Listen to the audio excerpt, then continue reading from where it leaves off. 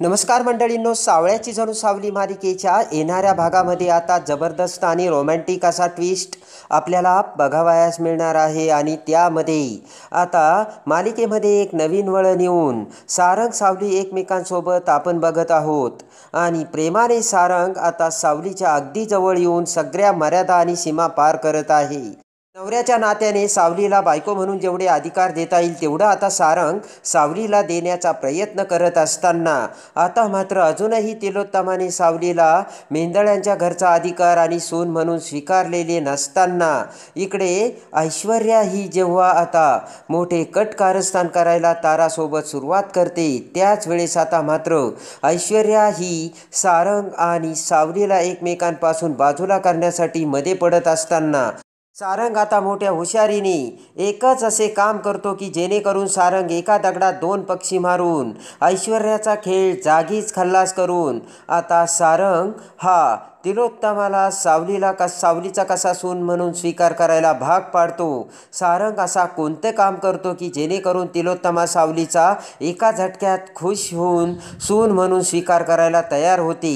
आणि त्यानंतर आता जेव्हा सावलीला तिलोत्तमा मॉडर्न रूपात नवीन लुकमध्ये बघते, त्याच वेळेस आता तिलोत्तमा असे कोणते दोन भयानक निर्णय घेते हे या व्हिडिओमध्ये आता आपण बघूयात। त्यामध्ये आता सावली जरी लग्न होऊन आली असली तरीसुद्धा मेंदळ्यांच्या घरी आता तिलोत्तमाने सावलीला सून म्हणून स्वीकारले नसते, पण आता मात्र सारंगने सावलीला डायरेक्टली त्याच्या बेडरूममध्ये झोपायला परवानगी दिलेली असते। आणि एवढंच नाही, सारंग आता सावलीच्या एकदम जवळ येऊन सगळ्या मर्यादा पार करत असतो। सावली जेव्हा बेडरूममध्ये आवरत असते त्याच वेळेस आता सावलीला आपल्या मिठीत घेऊन सारंग हा प्रेमाने सावलीसोबत त्याचे प्रेमाचे क्षण घालवत असतो। पण त्याच वेळेस आता ऐश्वर्याने सारंगला अजून पूजा झाली नाही आणि मेंदळ्यांच्या घरच्या रीतीभाती समजावून सांगत सावली सारंगला एकमेकांपासून दूर ठेवत असते, पण ऐकणार तो सारंग कसला। त्याच वेळेस आता आपल्याला जर या मूर्ख मुलीला सारंगपासून वेगळं ठेवायचं असेल आणि मेंदळ्यांच्या घरात जर वंश येऊ द्यायचा नसेल तर आपल्याला मोठे डावपेच खेळावे लागतील असे ऐश्वर्याने ठरवलेले असते। आणि त्यासाठी ऐश्वर्या ताराकडे येऊन ताराला सुद्धा आता फुनगी लावत असते। आणि या घरात सारंगच कसा लाडका आणि सावलीची कशी सगळीजण काळजी घेतात हे सगळं आता आगीत तेल ओतून ऐश्वर्या ताराला सांगते। ताराच्या मनात आता सावलीविषयीची आग आता ऐश्वर्याने भडकवून दिलेली असते। त्यामुळे आता तारासुद्धा सावलीचा रागराग करू लागते। सावलीने कायम आपलं नोकर बनून राहावं असे आता ताराची इच्छा असते आणि त्यासाठी आता तारा तिचे सगळे काम आता सावलीला सांगत असते।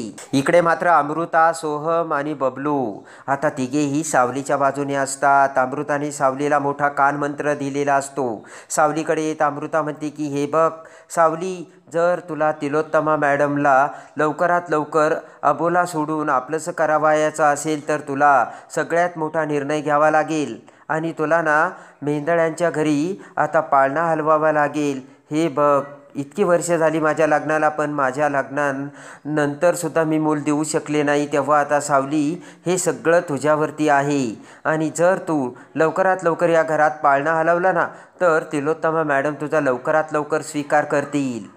इकडे तर आता सारंगला सावलीशिवाय करमतच नसतं। वेळोवेळी सारंग हा सावलीच्या जवळ जाण्याचा प्रयत्न करत असतो।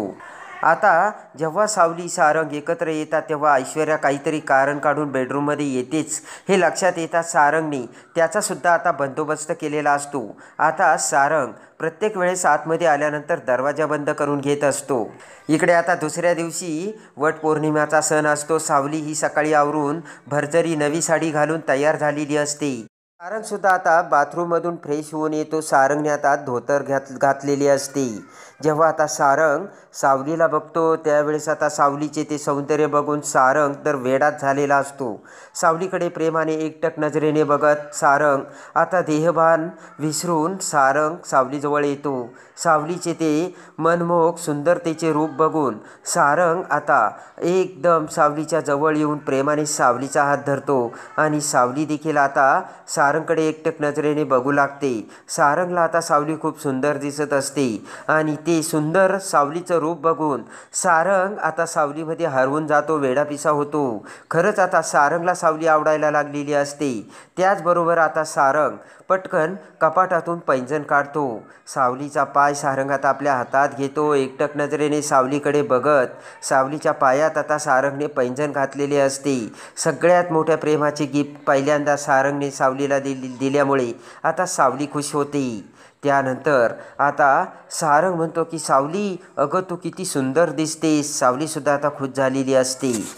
आणि आता पटकन सावली भानावर येते आणि लगेच वट सावित्रीची पूजा करायला सावलीने सगळे आवरासावर करून सावली आता सारंगसोबत वट सावित्रीच्या पौर्णिमाला निघते.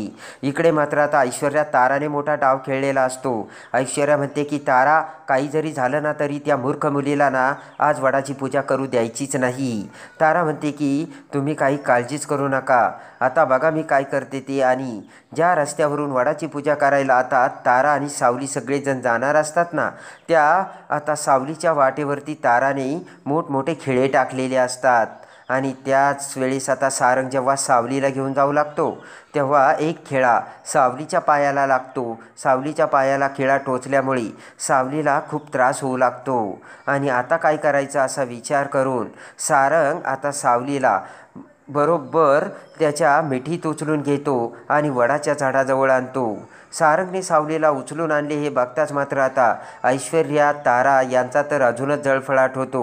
करायला गेले एक आणि झाले भलतेच, अशी आता ताराची अवस्था झालेली असते.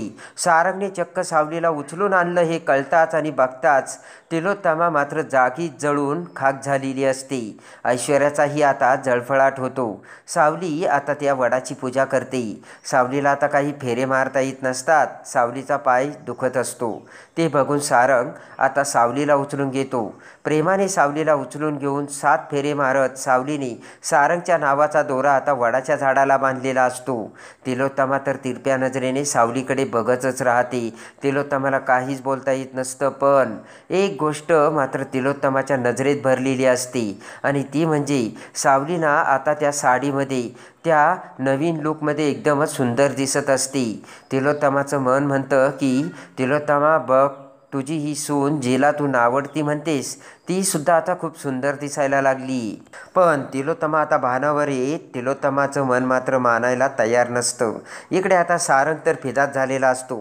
प्रेमाने पुन्हा सावलीला उचलून सारंग आता घरी घेऊन येतो. पण ज्या वेळेस तिलोत्तमा सावलीकडे आता बघत असते त्याच वेळेस सारंगचे लक्ष तिलोत्तमाकडे जाते आणि सारंगने बरोबर ओळखलेलं असतं.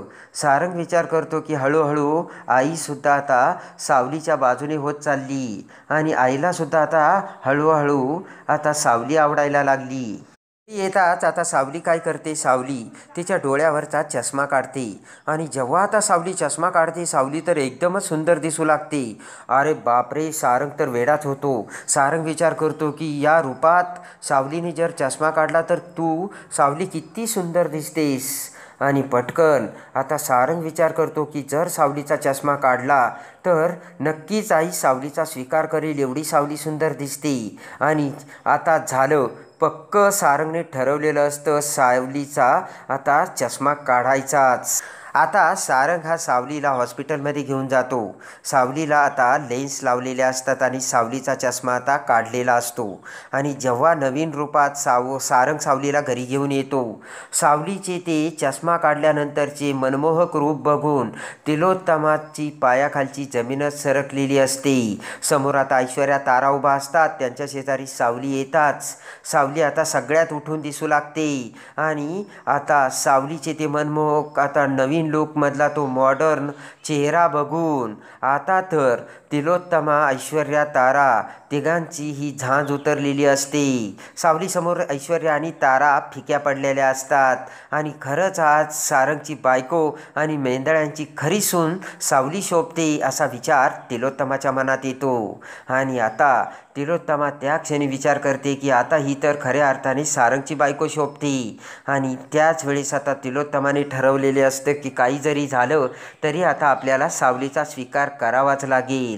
आणि आता तिलोत्तमाचं मन सावलीचा स्वीकार करण्यासाठी तयार झालेले असतात आणि त्यासाठी आता तिलोत्तमाने 2 भयानक निर्णय घेतलेले असतात. एक म्हणजे आपण ते सावलीला सून म्हणून स्वीकारू, पण सावलीने लवकरात लवकर आपल्याला मेंढळ्यांच्या घरात पाळणा हलवायला हवा. हे आता 2 निर्णय घेऊन तिलोत्तमा आता सावलीला ते सांगणार असते. तर कशी वाटली सारंगची हुशारी आणि सावलीची सुंदरता ते कमेंट्समध्ये नक्की कळवा. आणि यानंतर आता तिलोत्तमा कसा सावलीचा सून म्हणून स्वीकार करील हे बघायला आणि सावळ्याची जणू सावली मालिकेच्या डेली अपडेटसाठी बेल नोटिफिकेशनवर क्लिक करून आपल्या चॅनलला लाईक करा, सबस्क्राईब करा.